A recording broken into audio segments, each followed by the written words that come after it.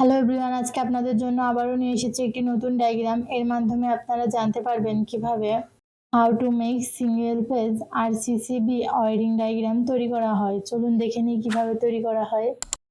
MCB miniature circuit breaker, এটির মাধ্যমে দুটি নেগেটিভ ও পজিটিভ লাইন নিয়ন্ত্রণ করা হয়। RCCB residual current circuit breaker, এটি মূলত ইলেকট্রন প্রবাহের হার পরিমাপ করে। সার্কিট ব্রেকার, এটির মাধ্যমে যে কোনো একটি লাইন নিয়ন্ত্রণ করা হয়। পজিটিভ লাইন MCB-তে কানেকশন দেওয়া হলো, নেগেটিভ লাইন MCB-তে কানেকশন দেওয়া হলো।